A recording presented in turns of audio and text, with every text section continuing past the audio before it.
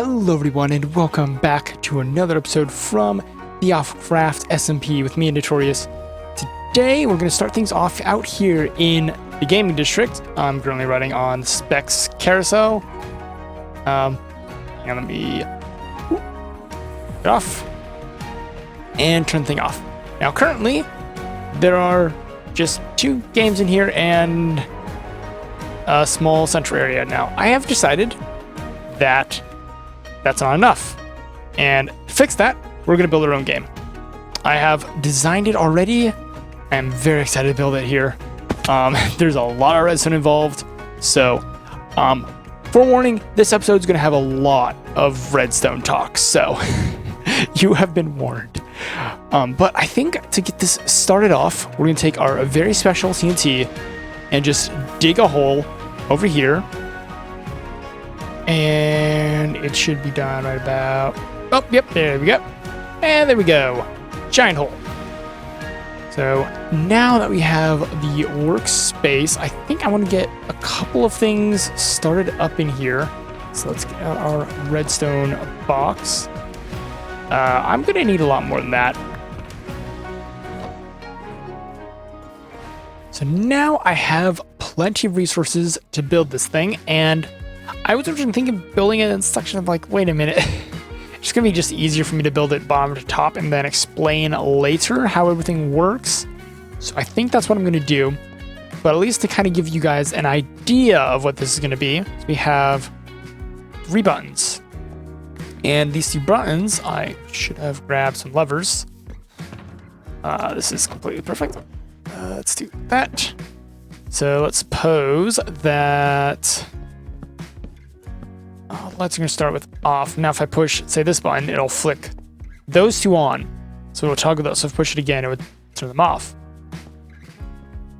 Bring it back on. And let's say this one does... I'll just make it easy. We'll say it does those 2. And then the last one does those 3. And then you push this one again, and it would turn them all on. The goal is to get all the lights on. I don't know if that's making any sense, but the idea is when you start, the lights will be in some random combination of like ons and offs, and then you got to push buttons, figure out which button does what to get all the lights turned on. That is the idea for this. It's actually based on a final project I did for my classes. So the circuit I've actually programmed before. This is just converting what I programmed to redstone dust in Minecraft, which is actually kind of cool that I can do that and just take stuff I have literally programmed inside of different languages and then just plop it in redstone. It's kind of cool. Also, it's nighttime. That's going to get scary. So I'm going to sleep, and then I think it's about time that we hit a time lapse and I got this thing built.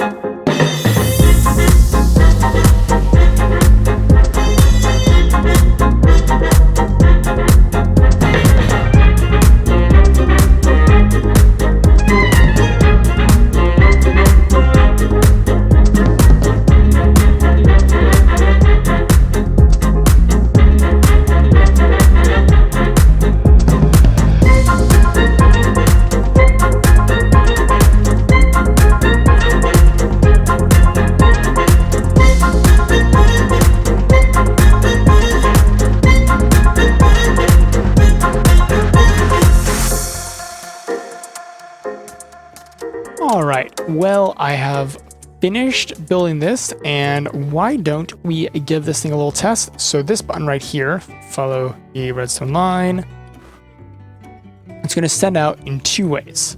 First way is going to turn on a clock. It's going to push this cauldron to the side. It's going to turn on another clock. It's going to shoot a bunch of items out. This is a 3-way randomizer, so it's going to basically, each time it shoots, it's going to choose one of these paths, which is going to come up here and fake press one of the buttons. So it's going to do that 16 to 18 times. So it's going to basically randomly press buttons. The other side comes over here. First thing it does is comes up, I think it's this one, remember right? These two actually happen basically the same time. So first one, it's going to pull these guys up. It's going to turn off all the lights. So you cannot see what is happening behind the scenes. Second one's going to come back, and this one's on 2 ticks. So it's going to reset all of the pistons into the on position. That's kind of confusing, so it'll be off, which leads to on. Deal with it. It's and then let's come back down here, and that's going to be these two, or this one and this one. There we go. So this one right here is actually going to come out here, which activates all these pistons for 2 ticks as well, resetting all of the buttons to be, if I come over here, there we go. So normally like the buttons, if I push one, this one should, yeah, turn off a couple lights. So it's going to reset it so that if I pushed it, it wouldn't do anything. So once that's all done, so everything's all basically reset, I'm going to come over here and activate all of these modules. This is a 2-way randomizer, so 1 way, it's just going to turn off this one torch, which isn't going to do anything, it's the other one, but the other one is going to have a signal strength 3. It's going to power off both torches, so she'll activate this system, and it only activates this once, so it's basically going to say, all right, there's a 50% chance that any one of these is going to activate. Which, if I can hit buttons, it's going to come over here, and that's what allows this. So this one has those 2 selected, for example. And once it's done selecting everything, that's when the signals from the button randomizer is going to start popping in. And that's the idea, so let's see if that works. All right, button's been pushed. That's all gone off. Good. Come down here. Yep, we're seeing items go in. And if we come back up here, yep, you can see which ones are being selected. That one just got. That one went. That one went. We can also take a look down here and see. So the first button has 1 and 3. The second one, it looks like, has the first 4. And the last one, ooh, that's interesting. The last one's all 5. Yeah, and if we come up here, yeah, we have things. So actually, knowing what I know, this one should... Okay, that was really fast. It's like this one should turn off 4, yep. And this one should, if I remember right, turn off all of it. Except one. Okay, I probably missed something. And it's dark outside. I do not like that. Let us sleep. But it is working. That is the important part. And hi. There we go. So yeah, it is all working, and if I push it again, it would do the whole thing again. The idea is just a small little brain teaser. That's all this really is.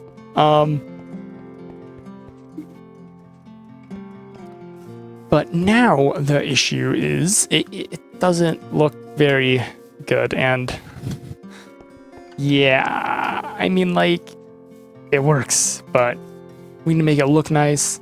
We need to make these buttons like a bit more friendly to be standing. The idea is the floor is going to be at this level. So I need to figure out exactly what I want to do here, because we also do need to hide the redstone. So I'm thinking I might do is expand this hill to kind of cover most of this, and then like have a bit of like pillars coming out. Like, I guess Greek architecture would be the idea. But like lots of quartz for this back bit, and then I'm not sure for the flooring. And there we have it. Quick little design. Nothing overly fancy. Now the issue is, I'm realizing after I build it, it's kind of tall, which is both a good thing and a bad thing. I have fallen in the pit. There we go. So On the one hand, I actually can like fit another light up top to indicate when it's safe to start pushing buttons. So like you can see lights will turn off. That one also turns off. And then if there's a scenario where all the lights start off, that way you know, hey, I can actually start pushing buttons again. But now I have the task of building up a mountain around it, which could be easier, but I have to blend it into the terrain, so that's going to be a thing. And then also I have to get it to face out this way. And I can't really like make an actual build around this either. At least I can't, because this is like directly next to it. If this were a little bit wider and I've been smart about it, I could have done that. But I think I've committed to building a hill around this. So that's what we are going to do. This isn't exactly the best terraforming job I've done, but it definitely does feel kind of vanilla-esque, and that's kind of what I was going for. Nothing like overly complex, just something simple, something to hide all the redstone in the back. And I think it came out quite nice and gets the job accomplished. I might come back in and like tidy up in a stream or something, but for now, I quite like this. And we just come over here. I have set up the rules for all the alphas to be able to read, so they know how to play this. So why don't we read them? Welcome to the light game. Not done with that name yet. Might change it. If you have any ideas, leave them in the comment section down below. I'd love to hear what you guys think this game should be called. For the time being, light game is just the name it has. Objective: turn on all the lights. To play, press the button to the far right. Bloop. Once the top lamp turns back on, the game is ready. So if you just come over here, boop, that will turn off the top lamp.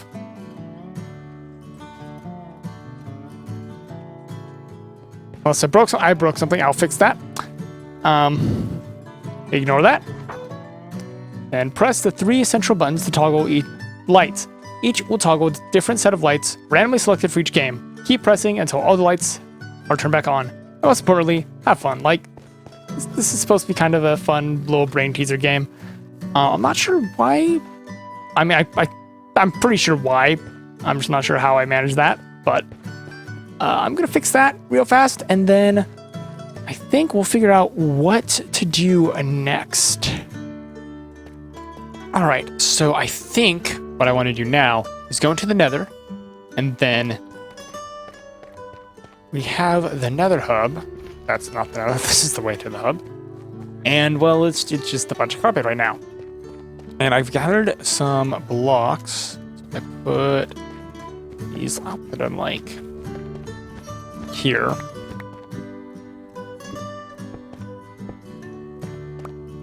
Then I can use these to start working on the paths. And I think that'll be what I want to do. So each one of these is going to be made up of a bunch of different blocks. Like, for example, this one here. Like slabs, which will be down 1 block. And then beneath that, oh, I need to get some ice so people can use boats. But that's the plan. Ice has been acquired, so let's go.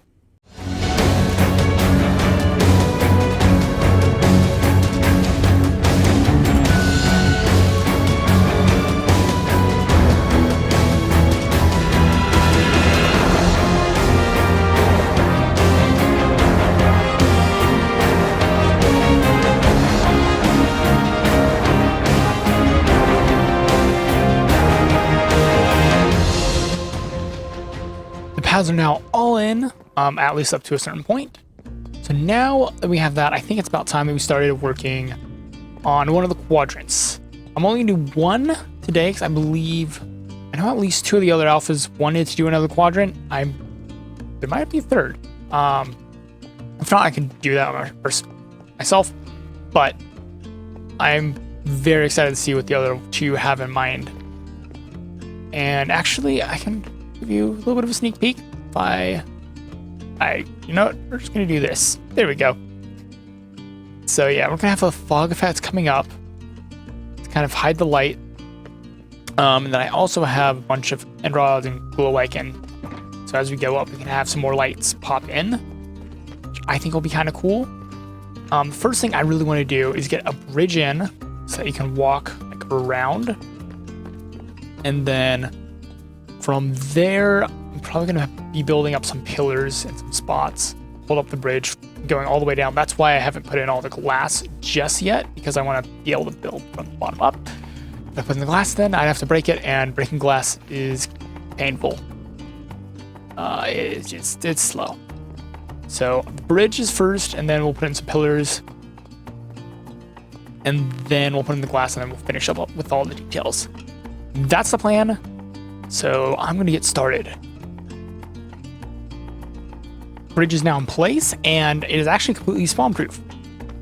And mobs in the Nether can spawn, I believe, on all light levels, or certain ones can. I don't believe gas can, and I know for a fact max slimes 100% do not care about light level. If there's a torch right here, they will spawn. But because, actually, if you'll notice, I have these all spaced out, magma cubes, when they spawn in, they do a check. And I say I'm like, first off, I can't spawn on a half slab, but they'll check, like say they're spawning here, and say the game would decide to do a small one.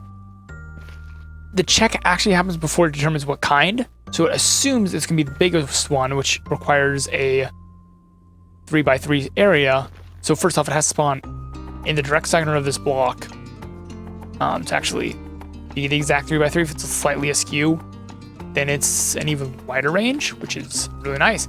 And that means that we actually don't need to slab carpet the entire thing. We just need to make sure that there is no account of like 3x3 area, which actually this would be one right here. So we can just put a pressure plate there, and that blocks that spawn. Kind of cool. And if we were actually in another biome, I believe other mobs could technically spawn on there. But because this is a basalt delta, I know people usually hate these, and I do too. But now I actually like them because the other mobs just won't spawn because this is basalt delta. So you don't have to account for that, and you can actually just put in. Actually, yeah, we need one right there. I don't like that though. Ooh. But yeah, you don't actually have to like slab everything, which is really cool. So if you're building in a basalt delta, spawning is a little bit funky, but it can be nice at times because you don't actually have to light up everything. And even if you were to light up everything, these guys would still spawn. So now what I'm going to do is planning in the pillars in. So I'm just going to like come around and plop in some of these chiseled blocks here and there. It's like one there. Probably put another one right here. And that's going to tell me where these pillars need to go. So like one there, I think. Another one here. And then I'll put one, let's see, like back over there. And I think that'll be, now let's do one more there. Yeah, so that'll tell me where I need to put all the pillars in, which will make that a lot easier just going in. And actually, never mind, I don't like that. Block. There's the one over here. It's right there. There. I think I'm gonna put it there. Yeah, I like it better. But having all of these chiseled blocks in is going to tell me where I need to put the pillars and where I'm going to need to start digging down. So that way I don't lose my floor for building to make this easier. Simultaneously lets me start working on bringing them all the way down. All right, I have all the pillars in, and yeah, these aren't exactly pillars, I guess. More like I don't know, upside down chorus fruit, because originally I was actually planning on using chorus fruit as the pillars, kind of, or trying to incorporate them somehow. But then I remember, I'm like, oh yeah, they don't connect to glass, and it just was not going to work out. So we made deep sleep chorus fruit, except upside down, if that makes any sense. And actually it came out quite nice. I mean, right now it's not looking it's kind of just like a bunch of scattered stuff right now.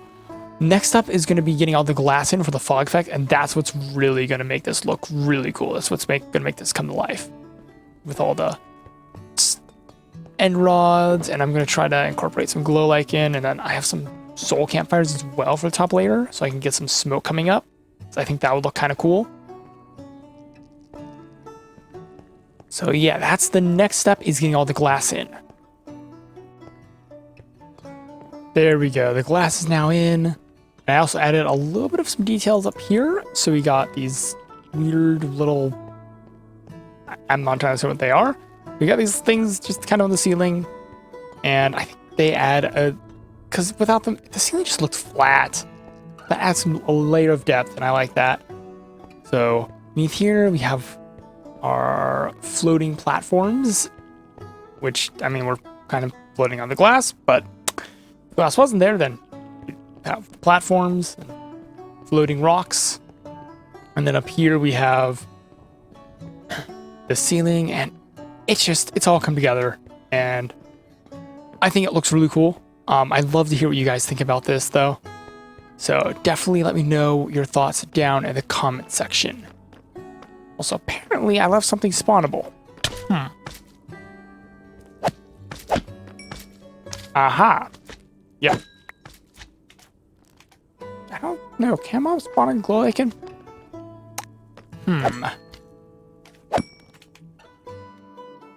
But that is going to do it for me today. I hope you all have enjoyed this episode. And if you did, make sure to hit that like button. If you're new around here, please feel free to subscribe. I'll try to be uploading more consistently now that I'm done with finals. But if you want more content from the server, we actually have some new alphas as well. All the links are down there in the description. They're all amazing people. Please go check them out. I'll catch you all next time.